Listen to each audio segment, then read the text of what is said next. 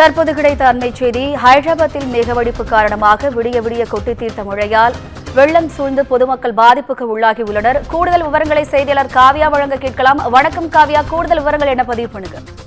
வணக்கம் வினிதா. தெலுங்கானா மாநிலம் ஹைதராபாத்தில் மேகவெடிப்பு காரணமாக கனமழை பெய்து வந்த நிலையில் வாகனங்கள் அடித்துச் செல்லப்பட்டு தொடர்ந்து அங்கு கடுமையான சூழல் காரணமாக மக்கள் கடும் அவதிக்கு உள்ளாகி இருக்கின்றனர்.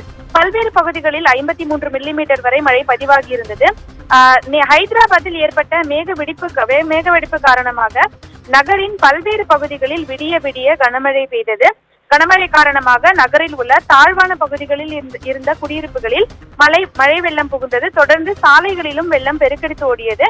வெள்ளப்பெருக்கு காரணமாக வாகனங்களில் சென்றவர்கள் கடும் அவதியடைந்த நிலையில் தொடர்ந்து அப்போது வாகனங்கள் அந்த வெள்ளத்தில் அடித்துச் செல்லப்பட்ட சம்பவம் நடந்தேறியது. குறிப்பாக கார் மற்றும் இருசக்கர வாகனங்கள் அடித்துச் செல்லப்பட்ட காட்சிகளை தற்போது பார்த்துக் கொண்டிருக்கிறோம்.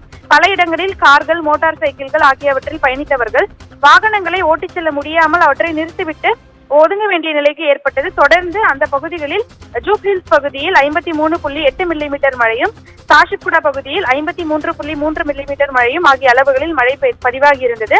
தொடர்ந்து தெலுங்கானா மாநிலத்தில் உள்ள அடிலாபாத், கொமரன் பீம், ராஜன்னா, ஸ்ரீசில்வா உள்ளிட்ட 20 மாவட்டங்களுக்கு இந்திய வானிலை ஆய்வு மையம் தற்போது ஆரஞ்சு எச்சரிக்கை பிறப்பித்திருக்கிறது.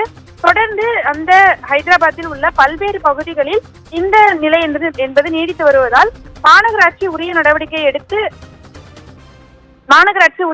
எடுக்க வேண்டும் என அப்பகுதி மக்கள் கோரிக்கை விடுத்திருக்கின்றனர்.